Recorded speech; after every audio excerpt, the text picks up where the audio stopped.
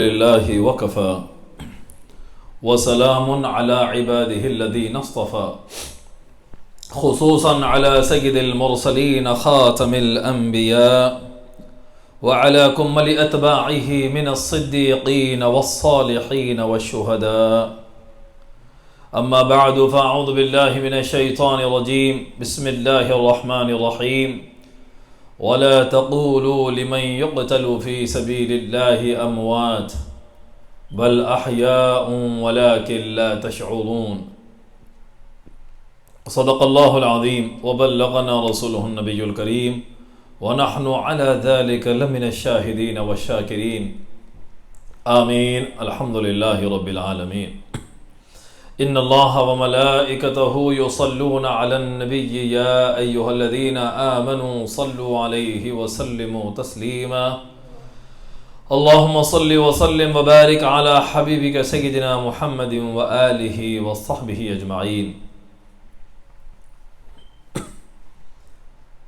شاہ ہست حسین بادشاہ ہست حسین دینست حسین دین پناہ ہست حسین سرداد نداد دست در دست یزید حقا کے بنا لا الہ ہست حسین قتل حسین اصل میں مرگ یزید ہے اسلام زندہ ہوتا ہے ہر کربلا کے بعد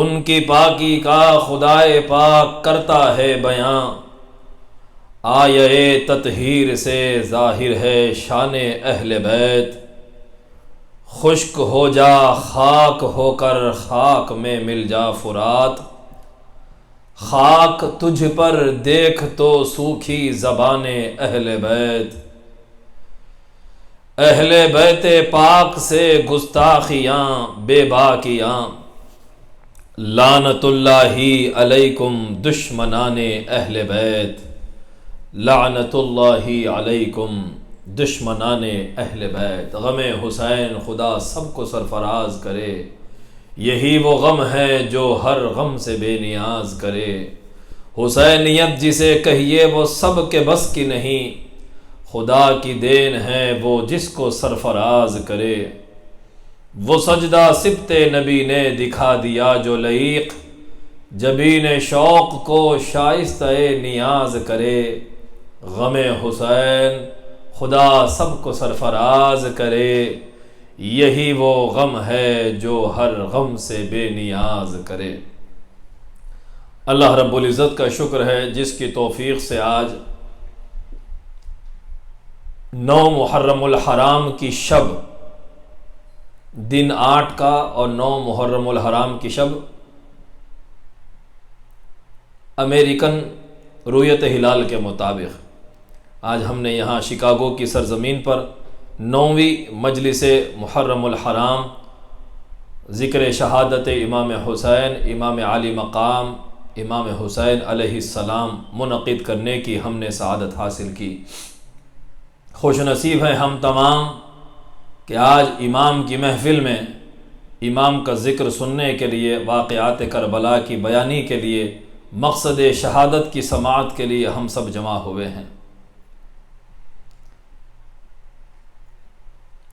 کل کی گفتگو میں ہم نے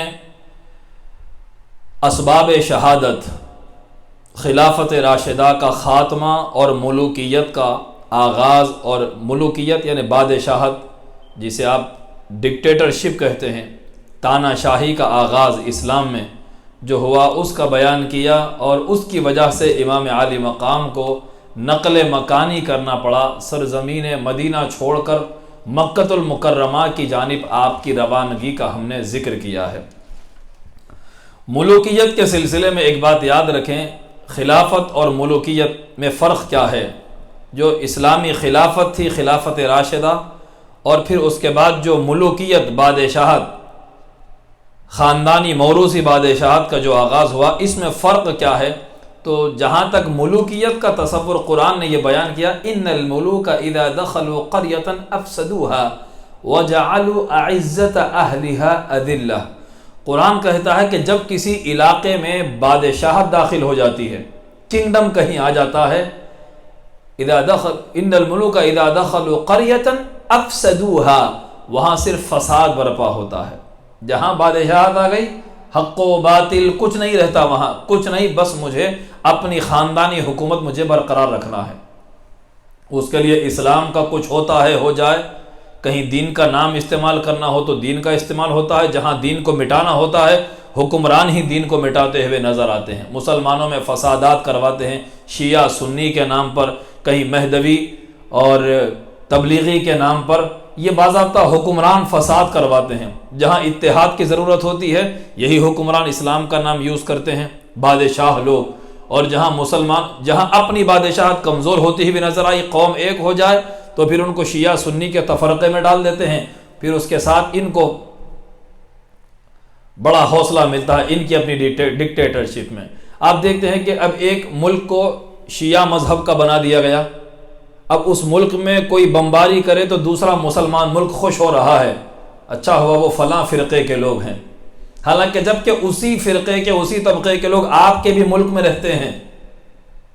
ٹھیک ہے صاحب، تو یہ مسلمانوں کو فرقوں میں بانٹنے کا فائدہ یہ ہے کہ مسلمان ٹکڑوں میں بٹ جانا، اس کے بعد ایک ایک کو چن چن کے مارنا، یہ طاغوتی قوتیں چاہتی ہیں، تو یہی کام ان کا اعلی کار بن کر یزید، آبان یزید اور یزید کا خاندان یہی کام کر رہا تھا۔ ڈیوائیڈ اینڈ رول، مسلمانوں کو بانٹو پھر اپنی تانا شاہی کرو۔ تو یہی ہوا اسلام کے ساتھ بھی کہ مسلمانوں کو فرقوں میں بانٹنے کا آغاز بھی وہیں سے ہوا۔ یہ سارا کچھ کیا کرایا ملوکیت کا ہے۔ امام عالی مقام اسی خلافت کو بحال رکھنا چاہتے تھے۔ یہ مسلمانوں کی قتل و غارت گری، عقائد میں تفرقہ مسلمانوں کا، یہ آگے سب کچھ حسینی نگاہ دیکھ رہی تھی۔ امام حسین کا خروج کرنا اور حق کی خاطر ڈٹ جانا یہی تھا کہ آگے اسلام کا جو عظیم نقصان ہوتا ہوا امام کی نگاہ دیکھ رہی تھی، دوسروں کی نگاہ دوربینی دوسروں کو وہ حاصل نہیں تھی۔ پھر اس کے ساتھ ساتھ یہ سارا کچھ محنت کیا ہوا بنایا ہوا ماحول کس کا تھا بھائی؟ حسین کے نانا کا ہی تھا نا، تو بچانا بھی تو شہزادے کو ہی تھا۔ کمپنی جس کی ہوتی ہے اس کی اولاد ہی بعد میں اس کو بچاتی ہے، فکر اسی کو لاحق ہوتی ہے۔ مزدور تو مزدور ہوتا ہے، یہ کمپنی نہیں کوئی اور کمپنی جوائن کر لے گا، اسے روزگار سے مطلب ہے۔ بنایا جس نے ہے، فاؤنڈر جو ہے، اس کو اور اس کی اولاد کو فکر ہوتی ہے کہ اسے بچانا کیسے ہے۔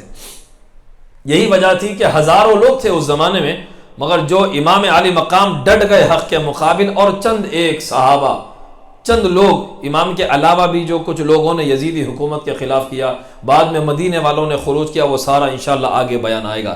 تو یہی وجہ تھی کہ امام نقل مکانی کرنے پر مجبور ہو گئے، اور سرزمین مدینہ جو اسلام کا دارالخلافہ اور ہیڈ کوارٹر تھا، ایک دبدبہ، اللہ اکبر، جہاں ساری آرمی صرف کلمہ حق کے نعرے لگاتی تھی، اور صرف اللہ اور اس کے رسول کے لیے کسی کو قید کیا جاتا تھا، آزاد کیا جاتا تھا اللہ رسول کے لیے جرم کی بنا پر۔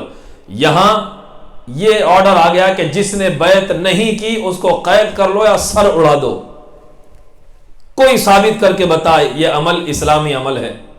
اور آج بھی جو مسلم حکمران اپنے ممالک میں کر رہے ہیں، جس نے حکومت کے خلاف بغاوت کی اس کو قید کرنا اور قتل کر دینا، یہ سارے بادشاہ کیڑے مکوڑوں کی طرح رینگتے ہوئے دکھائی دیں گے۔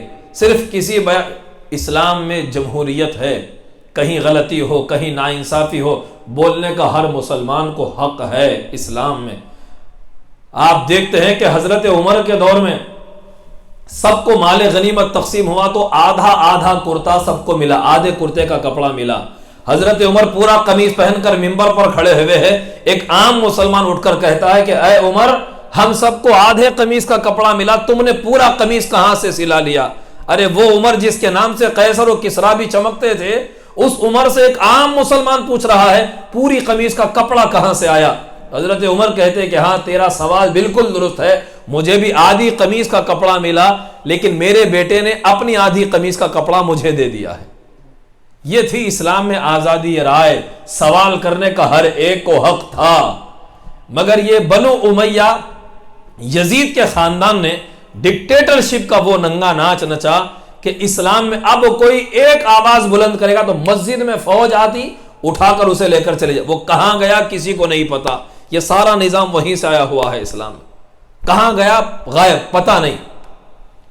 قتل ہو جاتا, پھر کبھی اس کا سر مسجد کے باہر نظر آتا تھا. تو امام عالی مقام نے اس ظلم, تشدد, جبر کے خلاف اس کو اسلامی حکومت تسلیم کرنے سے منحرف رہے, منکر رہے, اور امام عالی مقام نے اسے تسلیم نہ کیا, یہاں تک کہ آپ نے مدینہ چھوڑا, مکے کی جانب آپ نے سفر اختیار فرمایا. شعبان کا مہینہ تھا. امام حسین علیہ السلام جب آپ روانہ ہوئے, شعبان کے مہینے میں امام عالی مقام مکہ کی جانب عازم سفر ہوتے ہیں. سارا گھرانہ تیار تھا. آپ نے کل ملاحظہ فرمایا سب کے سب مل کر مکۃ المکرمہ کی جانب روانہ ہوئے. جب آپ اب نکلتے ہوئے امام عالی مقام قرآن کی ایک ایک آیت تلاوت کرتے ہیں. فخرج منها خائفا يترقب قال رب نجني من القوم الظالمین, کہ تو وہ اس شہر سے ڈرتا ہوا نکلا اس انتظار میں کہ اب کیا ہوگا, اور یہ کہتے ہوئے کہ میرے رب مجھے ظالم قوم سے نجات عطا فرما. یہ قرآن کی آیت پڑھی. وَلَمَّا تَوَجَّهَ تِلْقَاءَ مَدْيَنَ, جب آپ مکۃ المکرمہ میں داخل ہو رہے تھے تو آپ نے یہ آیت تلاوت فرمائی. وَلَمَّا تَوَجَّهَ تِلْقَاءَ مَدْيَنَ قَالَ عَسَى رَبِّي أَن يَهْدِيَنِي سَوَاءَ السَّبِيلِ, اور جب وہ مدین کی جانب متوجہ ہوا تو اس نے یہ کہا کہ ان قریب میرا رب مجھے یہاں سیدھی راہ دکھائے گا, یہاں سے مجھے سیدھا راستہ میرا رب دکھائے گا. قدم قدم پہ آیت تلاوت ہو رہی ہے. قرآن حسین کے ساتھ ہے, حسین قرآن کے ساتھ ہے, اہل بیت قرآن کے ساتھ ہے, قرآن اہل بیت کے ساتھ ہے. جب امام حسین مکۃ المکرمہ پہنچے تو آپ سے پہلے حضرت عبداللہ بن زبیر رضی اللہ تعالیٰ عنہ, جو اس وقت کے 4 بڑے مشہور لوگوں میں سے تھے, امام حسین, عبداللہ بن زبیر, عبداللہ ابن عمر, عبداللہ ابن عباس رضی اللہ تعالیٰ عنہ, ان میں سے ایک ابن زبیر تھے. یہ بڑے تیز ترار, میدان میں ہمیشہ ایکٹیو رہنے والے, لڑائی کے لیے ہمیشہ تیار رہنے والے اس مزاج کے تھے. تو عبداللہ ابن زبیر امام حسین سے قبل ہی مکہ جا چکے تھے. وہاں جا کر انہوں نے اپنی ایک ٹیم تیار کر لی تھی. یزید کی حکومت کے خلاف لوگوں کو تیار کر کے ذہنی طور پر آپ تیار بیٹھے ہوئے تھے. امام عالی مقام نے جب مکے میں سکون اختیار فرمائی تو اپنے آبائی گھر ہی میں امام قیام پذیر ہوئے. تو سارے مکے والے خوش بھی ہوئے, تکلیف بھی ہوئی کہ امام کو مدینہ چھوڑنا پڑا, لیکن امام ہمارے شہر میں آ گئے. اب مدینے کی برکتیں مکے میں آ چکی ہیں. اہل مکہ خوش بھی ہوئے. یہ بات یاد رکھیں آپ, حدیث شریف میں آیا کہ جب رسول کریم صلی اللہ علیہ وآلہ وسلم مکہ سے ہجرت فرما کر مدینہ تشریف لے گئے تو صحابہ بیان کرتے ہیں کہ جب رسول پاک مکہ سے نکلے, مکے کی ہر چیز بے رونق ہو گئی, اندھیرا اور تاریکی چھا گئی, اور حضور نے جب مدینے میں قدم رنجا فرمائی تو مدینے کا گوشہ گوشہ منور ہو گیا. وہ آقا کریم ہیں, اتنے باعظمت رسول ہیں کہ جن کی وجہ سے اللہ نے شہر مکہ کی قسم کھائی. لا اقسم بهذا البلد وانت حل بهذا البلد, قسم ہے مجھے شہر مکہ کی. اللہ فرماتے ہیں مجھے مکہ کی قسم, اس لیے کہ اے مصطفیٰ آپ اس شہر میں موجود ہیں, اس لیے نہیں کہ میرا گھر ہے, صفا مروہ ہے, مینا کا میدان ہے. وانت, آپ, حل بهذا البلد, اس میرے شہر میں قیام پذیر ہیں. اس لیے میں مکے کی, اللہ کو اتنا محبوب ہے وہ پیارا گھرانہ, وہ ذات مقدسہ کہ مصطفیٰ جس شہر میں ہو اس شہر کی اللہ قسم کھاتا ہے. مدینے کو میرے آقا نے منورہ نور والا شہر بنایا, شفا والا شہر بنایا. اب اس نبی کا شہزادہ امام حسین کو آپ صرف نواسہ نہ سمجھیں, نواسے تو اور بھی تھے, یہ وہ نواسہ ہے جسے نبی نے بیٹا فرمایا. اور میرے نبی کی عادت مبارکہ تھی کہ قریب شہزادے کو بلاتے سونگتے, حسن کو بلاتے سونگتے. باضابطہ ان کی اسمیل آقا کریم لیا کرتے. لوگوں نے پوچھا آقا یہ کیوں ہو رہا ہے, آپ کیوں سونگتے ہیں ان بچوں کو؟ میرے نبی نے فرمایا ہما ریحانتای اشمہما, یہ دونوں میرے پھول ہیں, میں ان کو سونگ کر خوشبو حاصل کرتا ہوں. ارے وہ نبی جس کا پسینہ معطر ہے, وہ نبی جس راستے پر نکل جاتے، صحابہ کہتے کبھی نبی کو ڈھونڈنا ہوتا تو ہم آقا کی پسینے کی خوشبو سے پیچھے جا کر حضور سے مل لیا کرتے تھے۔ سوچو حسن اور حسین کو اللہ نے اسی نبی کا بیٹا بنایا، کتنا خوشبودار بنایا، جنت کی خوشبو ان سے آتی ہے۔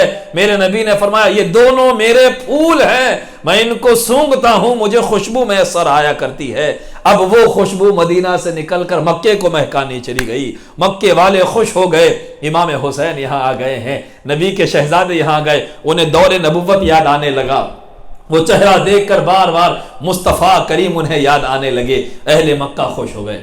اسی دنوں میں رمضان کا مہینہ آیا تو یزید لعین بدبخت نے مکے کے محاصرے کے لیے لشکر کشی کروائی۔ ایک روایت کے مطابق یزید خود لڑنے کے لیے آ گیا، تاریخ کی ایک کتاب یہ بھی کہتی ہے، آ کر انہوں نے مکے کا محاصرہ کر لیا، 2000 فوجی بھیجے یزید نے۔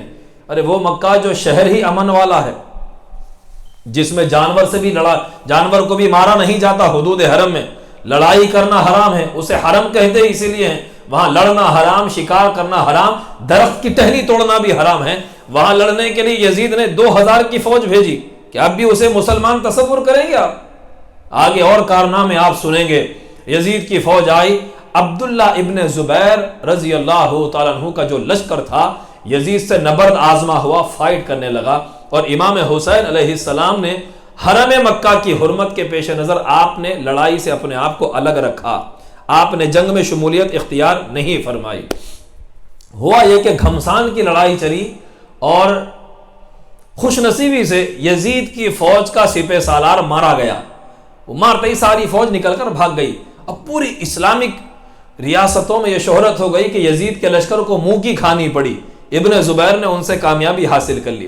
ادھر کوفے والوں کو بھی خبر ملی، کوفہ جبکہ آپ سن چکے ہیں کہ جنگ صفین جب ادھر ملک شام سے بغاوت ہوئی تو مولا علی مشکل کشا نے مدینے سے ہیڈ کوارٹر کوفہ میں منتقل کر دیا تھا، عراق کے شہر کوفہ میں سارا کچھ اسلامی دارالخلافہ وہاں آ گیا تھا، تو بڑے بڑے صحابہ تابعین وہاں مولا علی کے ساتھ منتقل ہوئے تھے، تو وہ شہر مولا علی کے چاہنے والوں کا شہر تھا۔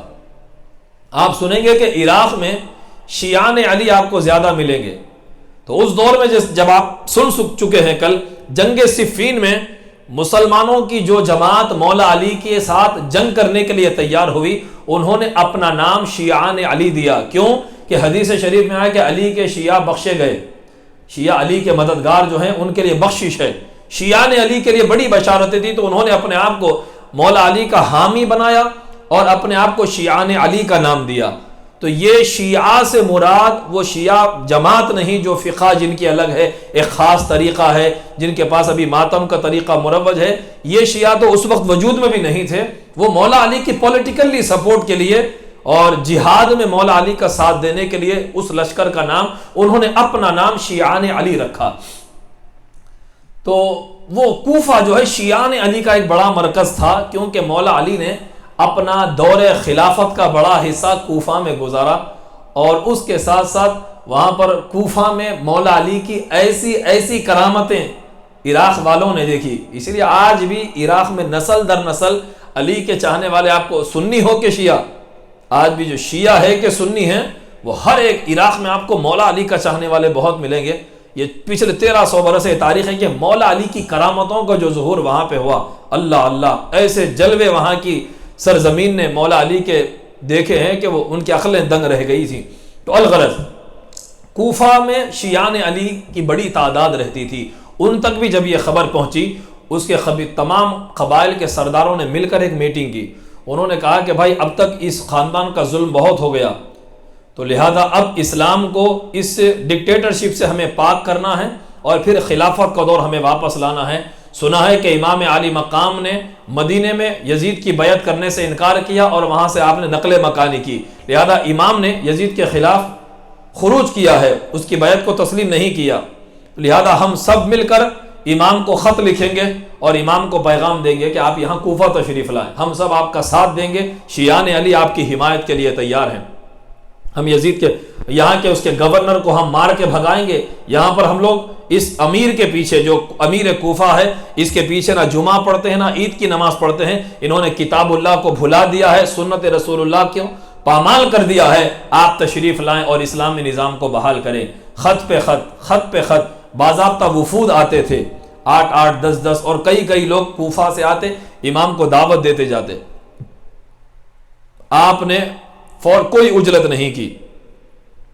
یہ بات ہمیشہ یاد رکھیں کہ کربلا کا معرکہ اور امام کا کوفہ جانے کا فیصلہ یہ کوئی اجلت میں جلد بازی میں کیا گیا فیصلہ نہیں۔ 12,000 لیٹرز امام حسین کے نام پر آئے۔ اگر کوئی یہ پوچھے ہزاروں صحابہ تھے، ان میں سے کوئی کوفہ نہیں گیا، امام کیوں گئے؟ مجھے بتائیں کہ امام کے سوا لیٹر کسی کے نام پر آیا ہو؟ سارے لیٹرز حسین کے نام پہ، یہ پتا ہے ان کو، ارے علی کا شیر جب تک زندہ ہے کسی اور کی ہمیں کیا ضرورت ہے؟ ابن رسول اللہ ہے، وہ اگر آ جائیں تو سارے ان کے بینر تلے جمع ہو جائیں گے۔ سردار یہ ہیں، سردار ہی کو خط لکھے گئے تو سردار ہی نے یزید کے خلاف قیام کیا ہے۔ تو سامعین عزیز وقار، امام حسین کو 12,000 خطوط آئے۔ اب اس کے بعد امام علی مقام نے جب خطوط کا سلسلہ بڑھ گیا اور اصرار ان کا بڑھتا گیا تو امام حسین علیہ السلام نے کوفہ کا عزم کیا کہ اب مجھے کوفہ جانا ہے، اب دین حق کی سربلندی کے لیے مجھے راہ حق میں قیام کرنا ہے، ظالم اور جابر حکومت کے خلاف۔ امام علی مقام عزم فرما رہے تھے تو بڑے بڑے صحابہ بھی اس دور میں تھے، اہل بیت کے چاہنے والے، عبداللہ ابن عباس جو ہاشمی تھے، عبداللہ ابن عمر، اور آپ کے بھائی محمد ابن حنفیہ تو مدینہ چھوڑتے وقت مشورے دے رہے تھے۔ بڑے بڑے صحابہ رونے لگے، کہے کہ امام آپ نہ جائیں، آپ خدا کا واسطہ نہ جائیں۔ صفین کے موقع پر تحکیم کے مسئلے میں بھی انہوں نے آپ کے بابا علی سے بے وفائی کی تھی، اس میں سے ایک بڑی جماعت تھی جنہوں نے آپ کے بابا کا ساتھ چھوڑ دیا تھا، ہو سکتا ہے آپ کے ساتھ بھی یہ لوگ بے وفائی کریں گے، یہ بے وفا قوم ہے، آپ نہ جائیں امام، آپ نہ جائیں۔ تو امام علی مقام نے بار بار کہتے جاتے کہ مجھے دعوت آئی ہے راہ خدا میں تو میں جاؤں گا، کیونکہ اللہ کی بارگاہ میں اگر مجھ سے سوال ہو کہ حسین تمہیں دین کی حفاظت کے لیے دعوت دی گئی تھی، لشکر تمہارا انتظار کر رہا تھا اور تم نے کیوں خروج نہیں کیا، تم کوفہ کیوں نہیں گئے دین کو بچانے، میں اللہ کی بارگاہ میں کیا جواب دوں گا؟ یہ کہوں گا کہ مولا وہ لوگ بے وفا تھے، کسی زمانے میں انہوں نے بے وفائی کی تھی، یہ تو کوئی شرعی عذر نہیں رہا۔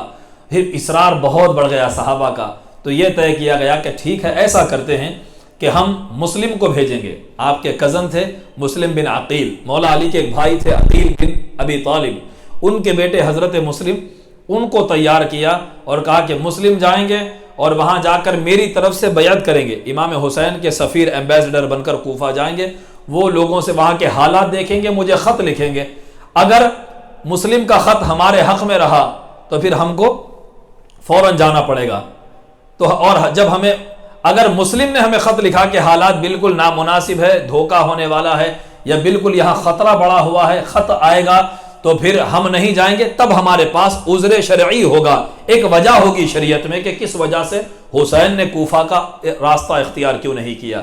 یہ طے ہوا اور امام مسلم بن عقیل رضی اللہ تعالیٰ عنہ اپنے 2 بیٹے محمد اور ابراہیم کو ساتھ لے کر کوفہ کی طرف روانہ ہوئے۔ اللہ اکبر۔ امام علی مقام کے بھائی مسلم بن عقیل جب کوفہ کی جانب روانہ ہوئے، اور یہ بات ہمیشہ یاد رکھے، علماء بیان کرتے ہیں کہ اس کے سوا کوئی آپشن نہیں تھا امام کے پاس کہ کوفہ جانا ہی جانا تھا، اگر امام نہیں جاتے کوفہ کی طرف تو پھر اللہ کی بارگاہ میں امام وقت سے سوال ہونے والا تھا۔ امام حسن صلح کی، امام حسن نے، کیونکہ علماء بیان کرتے کہ امام حسن اگر صلح نہ کرتے تو رب کے منشے کے خلاف ہوتا، اور یہاں امام حسین اگر خروج نہ کرتے، جنگ کے لیے نہ نکلتے تو منشاء ایزدی کے خلاف ہوتا۔ اللہ کا منشا تھا ہی یہ کہ امام کو کربلا پہنچایا جائے۔ وہاں پر امام مسلم پہنچتے ہی امام مسلم کا زبردست استقبال ہوا، اور وہاں کا گورنر تھا نعمان بن بشیر رضی اللہ تعالیٰ عنہ۔ حضرت نعمان بن بشیر اہل بیت کے چاہنے والے تھے بنو امیہ حکومت کے ہی گورنر، اہل بیت کے چاہنے والے تھے۔ انہوں نے حضرت مسلم سے کوئی تعارض نہیں کیا، ان کو خبر تھی شہر میں کیا ہو رہا ہے۔ امام مسلم کے ہاتھ پر لوگ بیعت کرتے گئے، امام حسین کے سفیر آئے ہیں، ایک دن میں 18,000 لوگوں نے بیعت کی امام مسلم کے نام پر، امام حسین کے نام پر، امام مسلم کے ہاتھ پر۔ امام مسلم نے فوراً قلم دوات لیا، خط لکھا کہ بھائی حسین آپ جلد تشریف لائیں، حالات بالکل ہموار ہے، آپ فوراً تشریف لے آئیں گے تو انشاءاللہ تعالی یہاں سے دین کی سربلندی کا کام شروع ہوگا۔ اس خط کا مضمون کچھ اس طرح تھا۔ تو فوراً یہ خط لکھا امام عالی مقام کو، بلا تعمل بلا جھجک آپ تشریف لے آئیں۔ اس وقت کوفہ کے گورنر حضرت نعمان بن بشیر تھے، انہوں نے کوئی راہ میں رکاوٹ کھڑی نہیں کی۔ تو ساتھ والوں نے کہا کہ اگر تم یوں ہی خاموش رہو گے تو یزید کی حکومت کی کایا پلٹ جائے گی، تم کیوں مسلم کو گرفتار نہیں کرتے، لڑتے کیوں نہیں؟ تو نعمان بن بشیر نے کہا کہ بھائی مسلم نے مجھ سے جنگ نہیں کی، میں ان سے کیوں جنگ کروں گا، لہذا میں ان سے لڑوں گا نہیں۔ تو پھر یہ خبر اور کہا کہ اگر انہوں نے بیعت توڑی تو پھر اس وقت میں ان سے جنگ کروں گا۔ تو جب یزید کے حامیوں نے دیکھا کہ نعمان بن بشیر امام مسلم کو گرفتار نہیں کرتے، پکڑتے نہیں، انہوں نے یزید کو خط لکھا اور تیری حکومت ختم ہونے والی ہے اور حسین کی آمد ہے، لوگ جو در جوخ مسلم کے ہاتھ پر بیعت کر رہے ہیں، مسلم بن عقیل کے، تو اگر تو نے فوراً کوئی اقدام نہیں کیا تو تیری حکومت کا خاتمہ، یہاں سے ڈیرے اٹھ جائیں گے عراق سے۔ تو یزید نے کیا کیا، اپنے خاندان کا ایک غلام تھا یہودی جس کا نام سرجون تھا، اس کو بلا کے تنہائی میں سرگوشی کیا، بولا کہ حالات یہ ہے، اب میں کیا کروں۔ وہاں ابن زبیر سے جنگ ہوئی تھی مکہ میں، وہاں ذرا حالات نازک ہے حجاز میں، اور یہاں کوفے کی طرف حسین روانہ ہو رہے، مجھے کیا کرنا چاہیے۔ سرجون نے کہا کہ اگر تمہارے والد امیر معاویہ اگر زندہ ہوتے تم ان کا مشورہ مانتے؟ تو یزید نے کہا کہ ہاں میں ضرور، وہ جو کہتے ابا کا فیصلہ ضرور مانتا، ان کا مشورہ مانتا۔ سرجون نے کہا تو پھر سنو، میرا مشورہ یہ ہے، تو میرا مشورہ بھی آپ قبول کر لیں گے، یعنی کہ وہ ہم مزاج تھے، جو بالکل ان کے خاندانی مزاج سے وہ واقف تھا۔ سرجون کہا کہ اب میرا مشورہ سنیں کہ کوفہ کی عمارت کے لیے، وہاں کی گورنری کے لیے عبید اللہ ابن زیاد سے بہتر کوئی نہیں ہے، نعمان بن بشیر کو معزول کرو اور عبید اللہ ابن زیاد کو اس کی جگہ مقرر کرو۔ تو وہ بصرہ کا گورنر تھا اس وقت، تو کوفہ بھی اس کے انڈر میں دے دو۔ تو ابن زیاد بصرہ کا گورنر تھا، بڑا ظالم، سفاک اور دشمن اہل بیت تھا۔ تو فوراً یزید کا لیٹر اس کو پہنچا کہ بصرہ سے نکلو، کوفہ کی طرف جاؤ اور کوفہ میں جا کر نعمان بن بشیر کو معزول کرو اور دارالعمارت اپنے قبضے میں لے لو، اور سارے کوفہ میں یہ جو حالات ہونے والے ہیں باغیوں کا سر کچل دو۔ جب عبید اللہ ابن زیاد اور قتل کرنے کا حکم دیا یزید نے، جب یہ بصرہ سے نکل رہا تھا تو وہاں پر بھی امام کا لیٹر لے کر ایک شخص وہاں پہنچا بصرہ کی طرف۔ تو اس لیٹر کا مضمون یہ تھا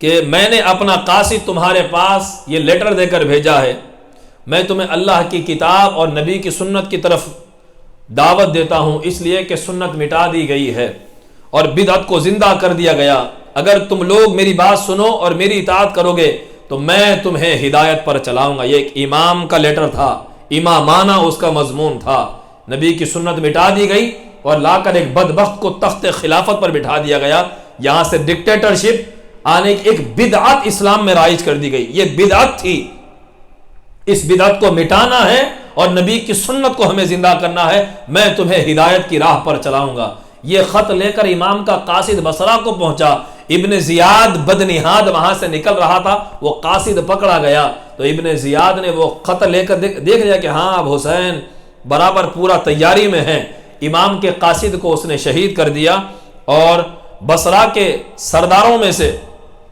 سب کو جمع کر کے کہا کہ میں کوفہ جا رہا ہوں، اگر ایک نے بھی یہاں پر امیر المومنین یزید کے خلاف بغاوت کی اس کے خاندان کو مٹا دوں گا۔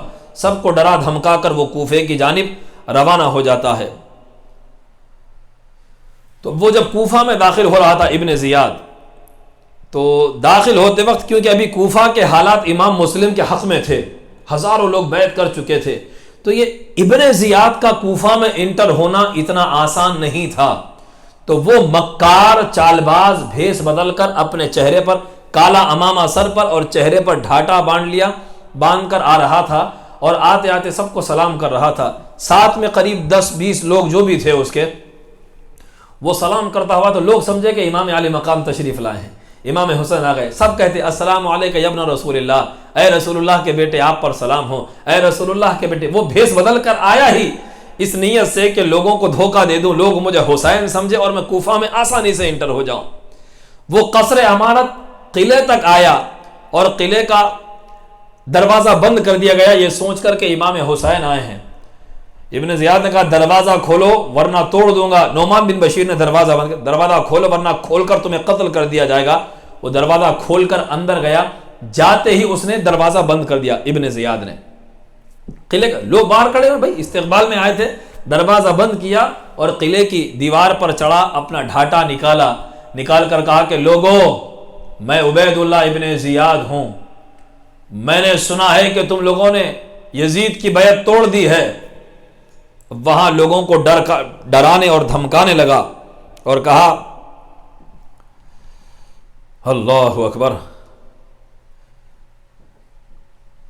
امیر المومنین یزید نے، معاذ اللہ، امیر المومنین اسے کہتے تھے، تمہاری حدود اور تمہارے مال کا حاکم بنا کر بھیجا۔ انہوں نے حکم دیا کہ تمہارے مظلوموں کے ساتھ انصاف اور حاجت مندوں کو عطا کروں، مطیع و فرما برداروں پر احسان کروں، اگر تم میں سے مشکوک اور نافرمان لوگوں پر سختی کروں اور اس کا حکم تم پر نافذ کروں۔ اس تقریر کے بعد سارے سرداروں کو ابن زیاد نے، کوفے کے جو جتنے بڑے سرکردہ بزنس مین لوگ تھے، خاندان قبیلوں کے سردار تھے، سب کو جمع کیا اور جمع کر کے ہر ایک کو ڈرانے اور دھمکانے لگا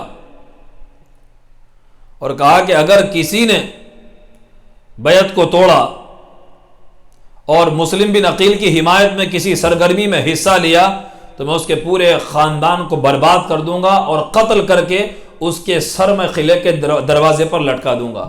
یہ تھی بدعت اسلام میں۔ یہ خلفائے راشدین کے دور میں سے کسی کے دور میں کسی گورنر نے یہ کام نہیں کیا۔ بیعت توڑنے پر جان سے مارنے کی دھمکی دینا، مار دینا، یہ اسلام میں تھا ہی نہیں۔ یہ ظلم 50 سے 60 برس کے اندر اسلام میں آ گیا۔ مصر کے گورنر عمرو بن عاص کا بیٹا ایک غریب شخص کے بیٹے کے ساتھ ریس لگایا گھوڑے میں، حضرت عمر کے دور میں، تو ریس میں وہ غریب کا بچہ جیت گیا، تو گورنر کا بیٹا اس کو پکڑ کے کوڑے مارتا ہے، مار کے بولتا ہے خود انا ابن الکریم، کھا کوڑے، میں امیر کا بیٹا ہوں، میں عزت دار باپ کا بیٹا ہوں۔ مصر کے گورنر کے بیٹے نے کیا۔ وہاں کے اس غریب کے باپ نے خط لکھا حضرت عمر کو، لکھ کر کہا کہ صرف ریس میں جیتنے کی وجہ سے مجھ غریب کے بیٹے کو امیر کے بیٹے نے کوڑے مارے ہیں، امیر کے بیٹے نے کیا۔ حضرت عمر نے وہاں سے جواب لکھا عمرو بن عاص کو کہ اپنے بیٹے کو لے کر مدینہ آؤ، ہیڈ کوارٹر۔ تو مصر کے گورنر اپنے بیٹے کو لے کر مدینہ آتے ہیں، صحابہ تابعین کا ہزاروں کا مجمع ہے اور وہ غریب اور اس کا بیٹا کھڑا ہو۔ یہ اسلامی انصاف دیکھیں آپ، اسلام میں جو انصاف تھا، یہ غریب کے بیٹے کے ہاتھ میں کوڑا دیا، امیر کے بیٹے کو رسیوں سے باندھا، اور حضرت عمر نے فرمایا کیا کہا تھا اس نے؟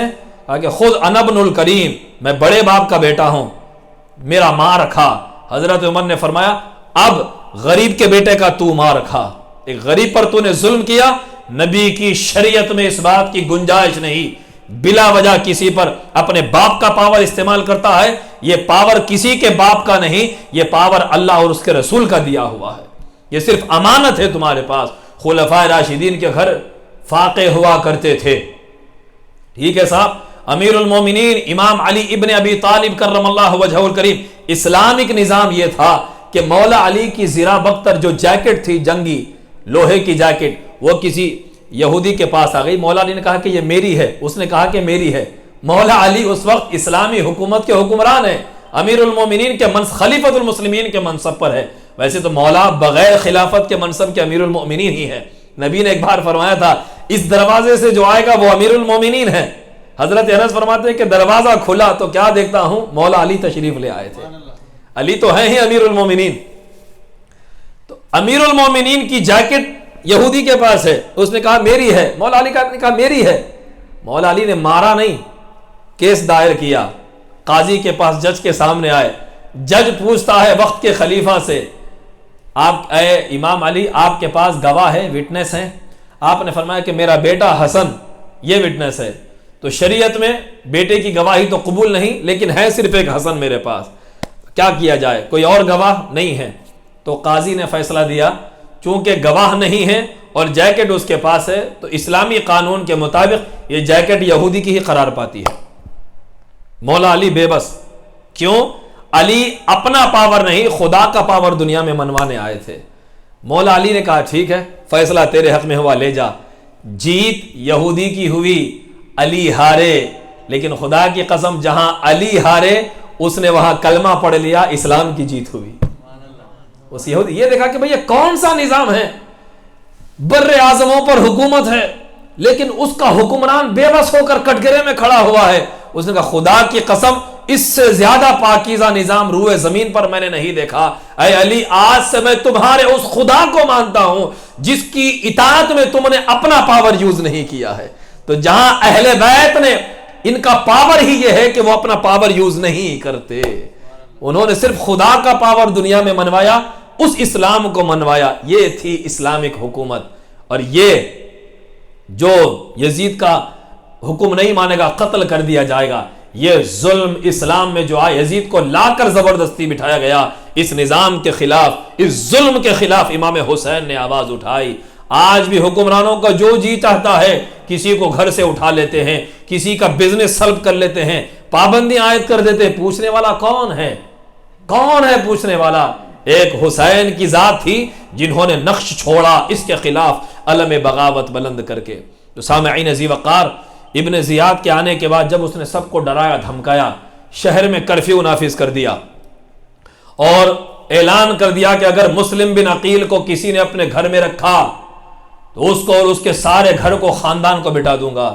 سارے کوفے والے بڑے بڑے جو سردار تھے جو میٹنگ میں شریک ہوئے تھے، سب کو ایک ایک پر کڑی نظر رکھنے کے لیے اپنی فوج کو بھیج دیا، نظر بند کر دیا سب کو، شہر میں کرفیو نافذ ہو گیا۔ اب امام مسلم غریب الوطنی میں وہاں پر ہیں، کہاں جائیں، کس کے گھر جائیں؟ آپ ہانی کے گھر گئے، اہل بیت کے چاہنے والے تھے ہانی، ان کے گھر چلے گئے۔ ہانی نے کہا کہ اے امام، آپ میرے گھر نہیں آنا تھا، حضرت مسلم آپ یہاں نہیں آنا تھا، ابن زیاد نے اسٹرکٹ آرڈرز دیے ہیں، اب آپ آ گئے ہیں تو اہل بیت نبوت میرے گھر آئی ہے، میں ان حالات میں انہیں باہر نہیں بھیج سکتا، آپ تشریف لے آئے۔ اپنے دونوں بیٹوں کو، محمد اور ابراہیم کو، ان کا واقعہ انشاءاللہ آگے آئے گا۔ تو یہاں پر ہانی بن عروہ کے گھر امام مسلم نے قیام کیا، اور اس کے بعد حالات شہر میں بگڑتے گئے، اور ابن زیاد بدنہاد حضرت امام مسلم کو تلاش کرنے کے لیے جگہ جگہ جاسوسوں کو بھیجتا گیا۔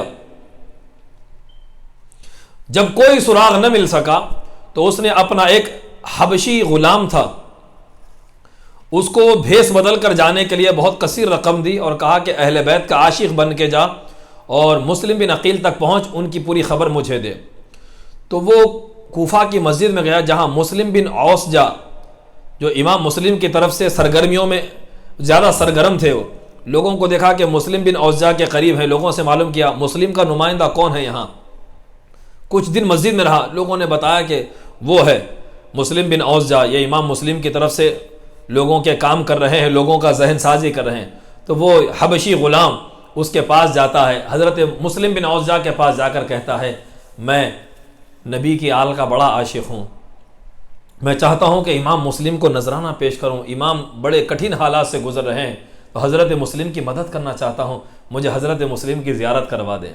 مسلم بن اوسجا اس کے دامے فریب میں پھنس جاتے ہیں، عاشق اہل بیت سمجھ کر امام مسلم تک اسے لے جاتے ہیں، کہا کہ میں یمن سے آیا ہوا ہوں، میں اہل بیت کا عاشق ہوں۔ امام مسلم کی خدمت میں 3000 درہم پیش کیے اور میٹنگز میں روز بیٹھنے لگا، 2 ہفتے تک نظر رکھا برابر۔ 2 ہفتے کے بعد جا کر محل میں ابن زیاد کو اس نے خبر کی کہ ہانی کے گھر مسلم بن عقیل ہیں، ان کی یہ ایکٹیویٹیز ہیں۔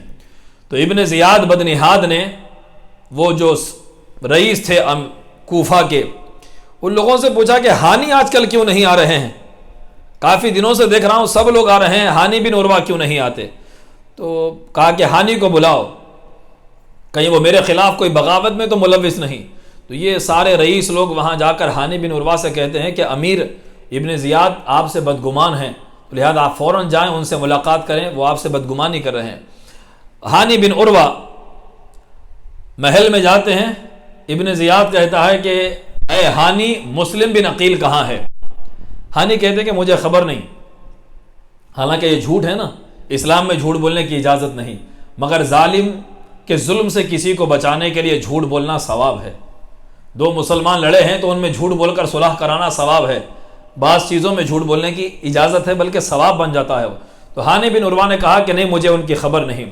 تو ابن زیاد نے اپنے محل کے وہ یمنی غلام کو اٹھایا, حبشی غلام کو جو یمن سے آنے کا جس نے جھوٹ بولا تھا, وہ اٹھ کر کھڑا ہوا, کہا کہ اسے پہچانتے ہو؟ جیسے ہی ہانی نے اس کو دیکھا شرمندہ ہو گئے, کہا کہ مسلم بن عقیل کو میرے حوالے کرو. ہانی نے کہا آخری سانس تک نہیں کر سکتا, نبی کی آل کو تیرے حوالے کروں, میں دنیا کی زندگی عیش سے جیوں, یہ مجھ سے نہیں ہو سکتا. اس نے ہانی پر حملہ کیا, زخمی کر دیا, سامنے کے ہونٹ کٹ گئے. تو اس کے بعد اس نے دانت شہید ہو گئے, ان کو جیل میں ڈالنے کے لیے آرڈر دے دیا. ہانی بن عروہ جیل چلے گئے. امام مسلم کو خبر ملی کہ ہانی کو گرفتار کر لیا گیا. امام مسلم غراتے ہوئے شیر کی طرح شمشیر برہنہ لے کر نکلے, اپنے دونوں بیٹوں کو قاضی شریح کے مکان پر چھوڑ دیا, کہا کہ میں آپ کے چچا ہانی کو بچانے کے لیے جا رہا ہوں. امام مسلم جیسے ہی آئے, ساتھ میں کچھ رفقا تھے.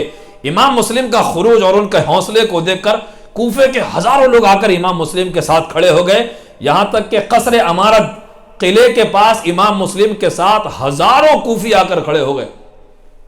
ابن زیاد کی فوج نے دیکھا, حوصلے پسپا ہو گئے, قلعے کا دروازہ بند کر دیا, پورا پاور تہس نہس, اندر جا کر چھپ گئے. محل کو چاروں طرف سے قلعے کو امام مسلم نے گھیر لیا. ہزاروں لوگ آ چکے تھے. ہاشمی شیر تھے بھائی, وہ تو ایک آپ جہاں اہل بیت نبوت کے نوجوانوں کا لڑائی اور میدان میں کھڑا ہونا آپ سنیں تو پہلے یہ سوچیں کہ آپ کے علاقے میں کوئی صحت مند اور لڑاکو قسم کے لوگ یا پہلوان قبیلے کو آپ نے دیکھا ہوگا آپ کے علاقوں میں, باپ پہلوان, دادا پہلوان, بیٹے بھتیجے, وہ جب نکلتے ہیں تو سارا محلہ لوگوں کی نگاہ نہیں ٹھہرتی. تو یہ ہاشمی گھرانے کا حال اس سے کئی زیادہ تھا.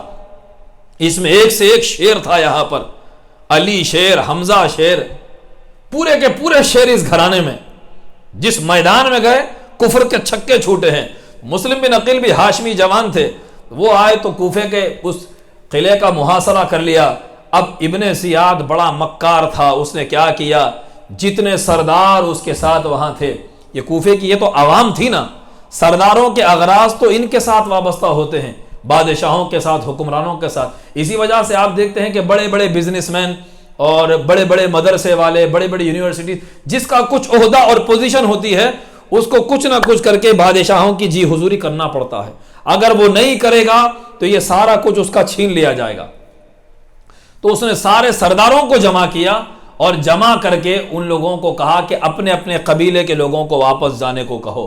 اگر وہ لوگ واپس نہیں جائیں گے تو پھر تمہارا اور تمہارے سارے قبیلے کا نام مٹا دوں گا. ان کو ڈر تھا کہ بھئی یہ تو کر دے گا, صرف کہتا ہی نہیں کر بھی دیتا ہے.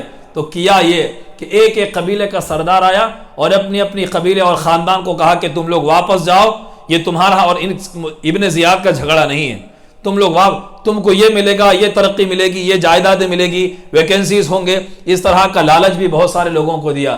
اب ان کا صبح سے شام تک اب حوصلہ پسپا ہونے لگا. آہستہ آہستہ آہستہ حوصلہ کم ہوتا گیا, تعداد آہستہ آہستہ گھٹنے لگی. جو لوگ سرداروں کے کہنے پر نہیں گئے, ان کی عورتوں کو, ان کے بھائیوں کو کہلوا بھیجا کہ امام مسلم کے ساتھ ہزاروں ہے, ہمارے خاندان کا کون ہے, ایک ایک کر کے واپس جانے لگا. تو صبح سے لے کر شام کا وقت آ گیا, نماز مغرب میں 30 لوگ امام مسلم کے ساتھ تھے. جب عشاء کی نماز پڑھ کے امام مسلم نے سلام پھیرا تو آپ کے ساتھ کوئی نہیں تھا, بس اہل بیت رسول اللہ کا وہ فرد فرید بس تنہا رہ گیا. امام مسلم تنہا ہو گئے. اب دیکھیں صاحب, کوفہ میں اب مسلم بن عقیل اب تنہا پھر رہے ہیں, کہاں جاؤں.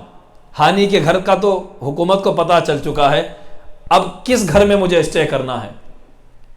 کوفہ کی تاریکی ہے, بچوں کی خبر نہیں, وہ قاضی شریح کے گھر میں ہیں. مسلم بن عقیل تنہا ہے, نبی کے گھر والے. پھرتے پھرتے پھرتے ایک گھر کے باہر جا کر بیٹھے. اس گھر کی خاتون جو مالکہ تھی اس کا نام طوعہ تھا. امام مسلم آ کر دروازے پر بیٹھے تو بڑھیا نکلتی ہے, کہتی ہے کہ اے اجنبی, یہاں کیوں بیٹھے ہو میرے گھر کے باہر, جاؤ. ابن زیاد کے آرڈرز آئے ہیں کہ گھروں کو کھلا نہ رکھیں, کسی اجنبی کو آنے نہ دیں. تو امام مسلم نے کہا مجھے پانی پلائیں گے مائی, پیاس لگی ہے. وہ جا کر پانی لے کر آئی.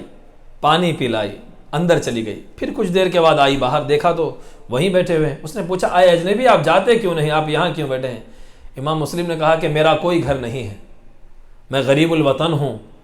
کہاں سے آئے ہو؟ کہا مدینے سے آیا ہوں. آپ کون ہیں؟ کہا مسلم بن عقیل ہوں.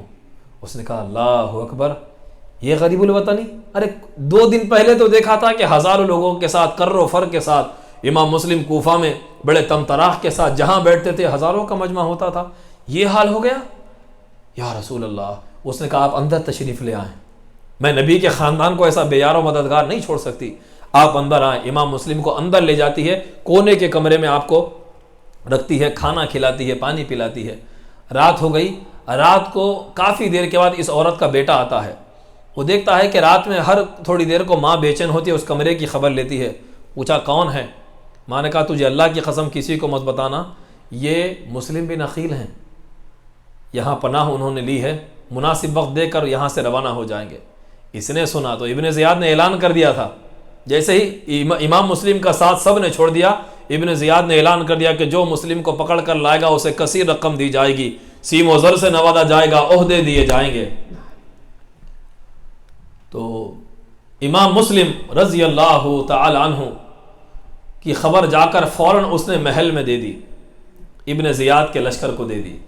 وہ لوگ فوراً 80 سوار امام مسلم سے لڑنے کے لیے آ گئے، گرفتار کرنے. گھر کے اندر داخل ہوئے، امام مسلم نے اپنی شمشیر سے 3 مرتبہ یزید کی فوج کو مار کر گھر کے باہر ہکالا. انہوں نے کہا کہ اب اندر مسلم کو گرفتار نہیں کر سکتے، اس کے لیے کیا کیا جائے؟ آگ کے گولے اندر پھینکے، جس طرح آج کل آنسو گیس شیلز برسائے جاتے ہیں، انہوں نے اندر گھروں میں آگ کے گولے برسائے. تو دھوئیں کی وجہ سے امام مسلم باہر آتے ہیں، یزیدی لشکر سے جھڑپ ہوتی ہے. امام مسلم کے دونوں یہ سامنے اوپر کا نیچے کا ہونٹ کٹ جاتا ہے، اور امام مسلم کو محمد بن اشعث نام کے ابن زیاد کے غلام نے، ایک اس کے درباری نے کہا اے مسلم ہتھیار ڈال دو، میں تم کو امان دیتا ہوں. امان کا مطلب یہ ہے کہ اب تم کو مارا نہیں جائے گا، تم میری گارنٹی ہو، اب تمہاری عزت میری عزت. عرب میں ایک طریقہ تھا کسی کو امان دینے کا، میں تمہیں امان دیتا ہوں. امام مسلم نے ہتھیار روک دیے اور آپ کو گرفتار کر کے کوفہ کے محل کے قلعے کے پاس لایا گیا. تو وہاں قلعے کے باہر آپ کو شدت کی پیاس لگ رہی تھی، آپ نے پانی مانگا. یزید لشکر نے کہا کہ تیرے نصیب میں دوزخ کا پانی ہے. استغفر. باتیں قرآن حدیث کی کرتے تھے، وہ بھی بڑی داڑیاں تھی، بڑے شملے تھے. یزید کے لشکر میں جب آپ دیکھیں گے تو وہاں پر آپ کو جواری اور زیادہ تعداد آپ کو ایسی نظر نہیں آئے گی. تھے فاسق و فاجر کثیر اس میں، لیکن اس لشکر میں آپ کو حافظ قرآن بھی دکھائی دیں گے. یزید کے لشکر میں حدیثیں بیان کرنے والے، مسجدوں کے امام. ابن زیاد خود جمعہ میں عید کی نماز وہ خود پڑھاتا تھا، گورنر. بظاہر دیندار حلیہ رکھنے والے ملیں گے. کہا کہ تجھے دوزخ کا پانی ملے گا. استغفر اللہ. امام مسلم کو پھر آخر کسی نے رحم کھا کر پانی پیش کیا، تو آپ جب پینے گئے تو آپ کے دہن مبارک کا خون اس پانی میں مل گیا. امام مسلم پی نہیں سکے. پھر دوسری بار لایا، دوسری بار بھی نہیں پی. 3 بار پانی پیش کیا گیا، مگر امام مسلم اس پانی کو نہیں پی سکے. الغرض اس حالت میں امام مسلم نے ایک قاصد سے، انہی لشکر میں سے کہا ایک کام کرو، میری وصیت پوری کرو اور میری طرف سے قاصد امام حسین کی طرف بھیج دو. کوفیوں میں سے کسی سے آپ نے فرمایا امام سے کہہ دو کہ اس قوم نے میرے ساتھ بے وفائی کی ہے، آپ اپنا ارادہ ترک فرما لیں. پہلا لیٹر جا چکا تھا امام کے پاس، یا پھر دوسرا لیٹر بھیجا کہ آپ یہاں نہ آئیں، یہاں ظالموں نے میرے ساتھ دھوکہ کیا، ہو سکتا ہے مجھے عنقریب قتل کر دیا جائے، میں شہید ہو جاؤں. اللہ اکبر. ایک واقعہ جو اس میں چھوٹ گیا میں آپ کو بتانا چاہوں گا، وہ یہ کہ ہانی بن عروہ کہ ایک دوست تھے، وہ شریک بن اعور، انہوں نے امام مسلم اور ہانی کی گرفتاری سے پہلے کا ایک واقعہ ہے.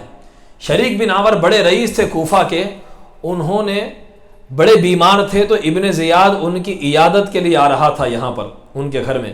تو شریک بن اعور نے ہانی بن عروہ سے کہلوایا مسلم بن عقیل رضی اللہ تعالیٰ عنہ سے کہو کہ میرے پاس ابن زیاد آ رہا ہے میری مزاج پرسی کے لیے. مسلم سے کہنا کہ وہ گھر میں میرے اندر چھپ جائیں، جب ابن زیاد آئے میں پانی مانگوں گا، وہ اشارہ ہوگا، جب میں پانی مانگوں باہر نکل کر مسلم بن عقیل ابن زیاد کو قتل کر دے.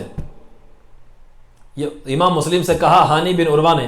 تو امام مسلم تشریف لے گئے، شریک بن عامر کے گھر چھپ گئے۔ ابن زیاد جب آیا بدنہاد تو شریک بن عامر کچھ دیر کے بعد پانی مانگا، پانی لاؤ، امام مسلم باہر نہیں آئے۔ پھر دوسری بار کہا مجھے پیاس لگ رہی ہے شدت کی، پانی لاؤ۔ تیسری بار مانگا تو اندر سے کنیز پانی لے کر آ رہی تھی، مگر امام مسلم کو دیکھا تو شرماتے ہوئے پلٹ گئی۔ پھر چوتھی بار شریک بن عامر نے کہا کہ پانی لے کر آؤ، بھلے ہی اس کے لیے میری جان کیوں نہ چلی جائے۔ اس کا باڈی گارڈ سمجھ گیا، فوراً چلی امیر فوراً چلی یہاں سے، فوراً باہر آیا تو ابن زیاد سے کہا یہ لوگ آپ کو مارنے کے منصوبے میں تھے، وہ بار بار جس طریقے سے پانی مانگ رہا تھا آپ کے قتل کا منصوبہ انہوں نے بنایا تھا۔ ابن زیاد نے کہا کہ دیکھو یہ لوگ میرے ساتھ مکاری کر رہے تھے، فوراً نکل کر چلا گیا۔ امام مسلم باہر تشریف لائے تو شریک بن عامر اور ہانی بن عروہ نے کہا کہ اے امام مسلم، اگر آپ اس کو مار دیتے نہ صرف ایک ظالم دنیا سے مٹ جاتا بلکہ کوفہ کی امارت آپ کے ہاتھ میں آ جاتی، آپ نے کیوں نہیں کیا یہ؟ امام مسلم نے فرمایا میں چاہتا ہی تھا کہ اس ظالم کو قتل کر دوں، اچانک مجھے رسول پاک کی وہ حدیث یاد آ گئی کہ ایمان دھوکے سے قتل کرنے کی ضد کا نام ہے۔ مجھے بس یہ حدیث یاد آ گئی، اس ظالم کو میں نے مارنے سے اپنے ہاتھ کو باز رکھا۔ یہ ہے نبی کا گھرانہ، قدم قدم پہ اللہ رسول کے فرمان کو دیکھتا ہے۔ ایک ظالم کو بھی مارنے سے پہلے ایمان دھوکے سے ضد ہے، دھوکے سے قتل کرنے کی ضد ہے۔ اس حدیث کے پیش نظر ظالم کو آپ نے چھوڑ دیا اور زندہ جانے دیا، بتا ہے کہ وہ آپ کے قتل کا درپے ہے، لیکن پھر بھی آپ نے اسے قتل نہیں کیا۔ الغرض جب آپ کو امام مسلم کو لایا گیا ابن زیاد کے دربار میں، بڑی لمبی چوڑی گفتگو ہوئی، اور پھر ہانی کو جو گرفتار کیا گیا تھا ہانی کو شہید کیا گیا، اور امام مسلم کو بھرے دربار میں امام مسلم رضی اللہ تعالیٰ عنہ کو شہید کر دیا گیا۔ اب یہ ظلم کی داستان دنیا بھر میں پھیل رہی ہے، اور امام مسلم رضی اللہ تعالیٰ عنہ کے دونوں بیٹے محمد اور ابراہیم، اب ان کی داستان بڑی دردناک ہے صاحب۔ یہ دونوں بچے، ادھر امام مسلم شہید ہوئے تو یہ دونوں بچے قاضی شریح کے گھر میں تھے۔ ابن زیاد نے اعلان کروا دیا کہ مسلم بن عقیل کے بچے جس کسی کے پاس ہے، اگر وہ ان کو پناہ کوئی دے گا تو اس کی نسل کو مٹا دیا جائے گا، اگر کوئی ان کو پکڑ کر میرے پاس لے کر آئے تو اس کو میں ہزاروں کا انعام دوں گا، درہم و دینار میں اسے نہلا دیا جائے گا۔ بس انعام کا لالچ، اب ہر کوئی گھسا پیٹا، سڑکوں پر وقت گزارنے والا، نشے کرنے والے، فری کا جب کوئی آفر آ جاتا ہے تو گلی گلی نکلے اب ڈھونڈنے کے لیے کہاں ہے مسلم بن عقیل کے بیٹے، فری میں نفع حاصل کرنے والے نکلے، مسلم بن عقیل کے بیٹے کہاں ہیں، مسلم بن عقیل کے بیٹے کہاں ہیں، مسلم بن عقیل کے، ہر کوئی ڈھونڈنے کے لیے نکلا۔ قاضی شریح بڑے پریشان ہوئے کہ ان بچوں کا کیا کیا جائے، اگر پتہ چلے کہ ان کے گھر میں ہیں تو ان کو اور ان کے بچوں کو مار دیا جائے گا۔ انہوں نے سوچا کہ ایسا کرتے ہیں کہ صبح ایک قافلہ جا رہا ہے کوفہ سے مدینے کو، اپنے بیٹے سے کہا کہ بیٹے یہ دونوں بیٹے محمد اور ابراہیم کو لے جاؤ اور اس قافلے میں صبح چھوڑ دو، وہ مدینے کو قافلہ جا رہا ہے۔ تو قاضی شریح کے بیٹے ان دونوں بچوں کو امام مسلم کے لے کر جاتے ہیں، قافلہ کچھ دور نکلا ہوا ہوتا ہے تو قاضی شریح کے بیٹے کہتے ہیں کہ اے محمد اور ابراہیم دوڑتے ہوئے جاؤ، وہ قافلہ جا رہا ہے، اس کی گرد نظر آ رہی ہے، اس قافلے میں جا کر مل جاؤ، کیونکہ اگر یہ جا کر قافلے میں چھوڑتے تو ابن زیاد کو مخبری ہو جاتی، ممکن ہے اس وجہ سے کچھ دور فاصلے پر بچوں کو چھوڑ کے دوڑتے ہوئے جاؤ، جلدی جا کر قافلے میں مل جاؤ۔ ان کو یقین تھا کہ جلدی بچے مل جائیں گے، اور یہ چھپ کر وہاں سے بھاگ گئے، روانہ ہو گئے۔ تو دونوں شہزادے ننھے منھے مسلم بن عقیل کے بیٹے 7 سال 8-10 سال، ایک کی عمر 7 سال، ایک کی 10-12 سال مشکل سے، مہکتے ہوئے پھول، چمکتے چہرے، ایسا نور، سرخ ہونٹ بچوں کے معصوم مسلم بن عقیل کے بیٹے دوڑتے ہوئے گئے، دوڑتے ہوئے قافلے کی طرف گئے۔ ایک بھائی چھوٹے بھائی کے پیر میں کانٹا چبھ گیا، چھوٹا بھائی بیٹھ گیا، بڑے نے کہا مت بیٹھو قافلہ چلے جائے گا، چھوٹے بھائی کا ہاتھ پکڑ کر کھینچ رہا ہے، وہ اپنے پیر کو گھسیٹتے ہوئے بھائی سے کہتا ہے بھائی میں نہیں چل سکتا، پیر میں تکلیف ہو رہی ہے، رو رہا ہے۔ بڑے بھائی کو پتا ہے تھوڑی تکلیف برداشت کر لے، قافلے میں مل جائیں گے، ہم مدینہ پاک پہنچ جائیں گے، نانا کے شہر کو پہنچ جائیں گے۔ اللہ اکبر، کچھ دیر ننھے منھے گھسیٹتے گھسیٹتے آگے بڑھتے ہیں، اب وہ قافلے کی گرد بھی غائب ہو جاتی ہے، قافلے کا نام و نشان باقی نہیں رہتا۔ بچے رات بھر پریشان، کیا کیا جائے؟ دن کا اجالا نکلا، اجالے سے کچھ دیر پہلے چھوڑا تھا، دن کا اجالا نکلا، دیکھا تو بچے وہیں کوفہ ہی میں ہیں، ابن زیاد کا لشکر جو ان کی تلاش میں تھا بچوں کو پکڑتا ہے، ابن زیاد کے پاس لے کر چلا جاتا ہے۔ قلعے میں سب کے سامنے ان ننھے منھے چمکتے چہروں کو پیش کیا۔ ابن زیاد نے کہا لے جاؤ ان کو قید خانے میں ڈال دو۔ ارے معصوم بچے صاحب، جیل میں، بچوں کی جیل بھی تو الگ ہوا کرتی ہے، چور اچکوں کی، قاتلوں کی، ظالموں کی، زانیوں کی جیل میں، اندھیری کوٹری میں دونوں بچوں کو ڈال دیا جاتا ہے۔ بھوکے پیاسے جیل کا کھانا پیش کیا، بچوں کو کھایا نہیں جاتا۔ بھوکے پیاسے 3 دن بچوں کے گزرے، اور ایک معصوم ننھا کہتا ہے کہ بھائی کیا حال ہے، یہ کون سی جگہ ہے؟ ہم نے تو ایسا کمرہ مدینے میں نہیں دیکھا تھا، یہ کون سی جگہ ہے، ہم کو پتہ نہیں۔ الغرض اس جیل کا جو داروغہ تھا اس کا نام مشکور بیان کیا جاتا ہے، وہ اہل بیت کا چاہنے والا تھا۔ اس کو جیسے ہی موقع ملا دونوں شہزادوں کو بلایا، اپنی انگوٹھی دی، دونوں کی زنجیریں، رسیاں کھول دیا ہاتھوں کی، کھول کر کہا کہ شہزادوں فوراً راتوں رات نکل جاؤ، قادسیہ جگہ جاؤ، وہاں کا کوتوال میرا بھائی ہے، اس کو یہ انگوٹھی دے دینا، وہ تمہیں مدینہ پہنچا دے گا۔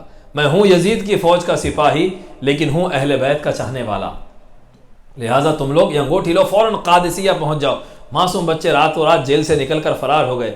قادسیہ کہاں ہے بچوں کو کیا پتا بھائی، بچوں کو کیا معلوم قادسیہ کہاں ہے۔ صبح ہوئی، وہ بچے قادسیہ تو نہیں پہنچ سکے، ایک نہر دریا کے کنارے جا کر، صبح ہوئی تو سمجھے کہ اب اجالا ہو گیا، فوج پکڑ لے گی۔ دریا کے کنارے ایک درخت دیکھا جس میں سوراخ تھا، جا کر ڈر کر دونوں بچے اس میں چھپ کر بیٹھ گئے۔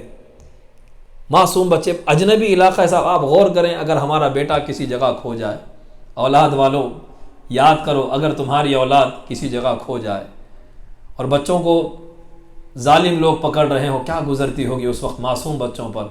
اللہ اکبر۔ مسلم بن عقیل کے بچے ڈرے سہمے اس درخت میں پناہ لیتے ہیں، تو دریا سے پانی لینے کے لیے ایک لونڈی آتی ہے، اس نے اچانک دیکھا کہ 2 معصوم روتے ہوئے بیٹھے ہیں، جھانک کر دیکھا تو درخت میں 2 چمکتے پیارے معصوم، دیکھے تو بس محبت آئے بچوں کو، ان لوگوں کو بلایا ادھر آؤ بچوں، بچے ڈر کر بیٹھے ہوئے ہیں، پکڑ لیں گے ہم کو ماریں گے، ادھر آؤ۔ ابھی جیل سے نکلے ہوئے بچے دل ڈرا ہوا، سب ان کو پیار سے بلایا، ان کو پانی پلایا، بولا بیٹے تم لوگ کون ہو، ایسا ڈر کر یہاں چھپ کر کیوں بیٹھے ہو؟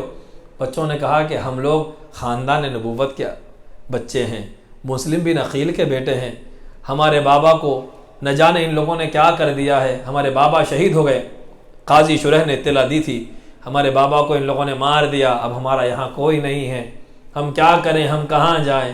اس نے کہا کہ سنو، میں جس خاتون کی کنیز ہوں وہ آپ کے گھرانے کی چاہنے والی ہے، آپ لوگ میرے ساتھ آؤ، انشاءاللہ آپ کو کچھ نہیں ہوگا۔ بچوں کو لے کر اپنی مالکن کے پاس لے جاتی ہے، مالکن دیکھ کر پوچھتی کون ہے؟ کہا مسلم بن عقیل کے شہزادے ہیں، لپٹا کر روتی ہے، اے میرے بچوں تم لوگ یتیم ہو گئے، ہم کچھ نہیں کر پائے تمہارے لیے، لپٹا کر بچوں کو روتی ہے، نہلاتی ہے، خوش بھی ہوتی ہے، نبی کے چمن کے مہکتے پھول میرے گھر کو مہکانے آئے ہیں، مجھے اللہ نے ان کی خدمت کے لیے چنا، بچوں کو نہلاتی ہے، کپڑے صاف کر کے ان کو پہناتی ہیں، بچوں کو کمرے میں لے جا کر سلا دیتی، دن گزرتا ہے، رات گزرتی ہے، بچوں کی بار بار خبر گیری کرتی ہے، دیکھتی ہے کہ نبی کے بیٹے میرے گھر آئے ہیں، نبی کے شہزادے میرے گھر میں ہیں، بڑا خوش و خرم رہتی ہے۔ رات جب ہوتی ہے تو اس کا شوہر حارث بڑی دیر سے آتا ہے، کہا کہ اتنی دیر سے کیوں آیا؟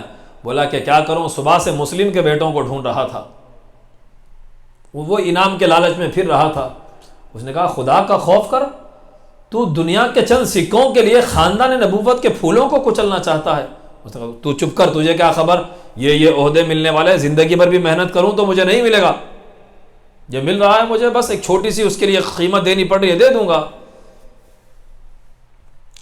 حرام کھانے والے لوگ یہی سمجھا کرتے ہیں، آج میری دنیا سنور جائے، چند سکے مجھے مل جائیں، میں برسوں بھی محنت کروں تو یہ مجھے نہیں ملے گا، لہذا میں یہ 4 سکے لے لوں، اپنی دنیا سنوار لوں، یہ دنیا کے بندے ہوتے ہیں۔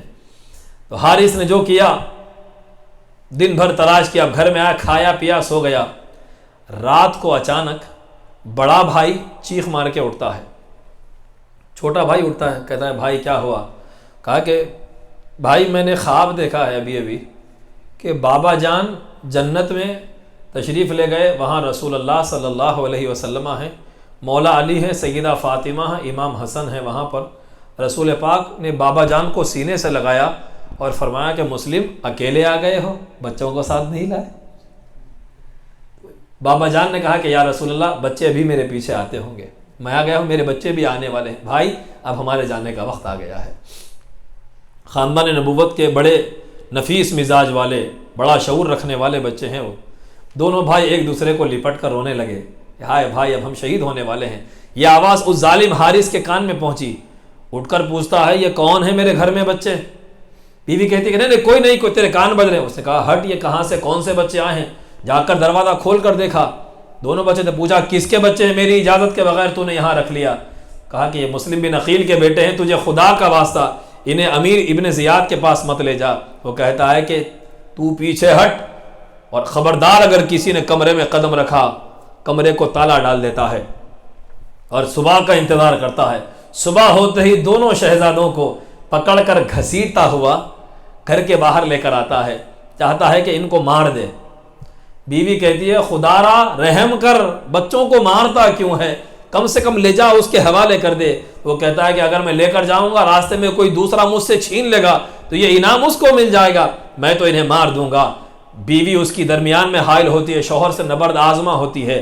اس لالچی نے اپنی بیوی کو سر پر مارا، بے ہوش ہو جاتی ہے، ہتھیار سے مارتا ہے، بیوی بے ہوش ہوتی ہے۔ دیکھ کر بیٹا دوڑتا ہوا آتا ہے، بابا سے لڑنے لگتا ہے، باپ خنجر مار کے بیٹے کو ہلاک کر دیتا ہے۔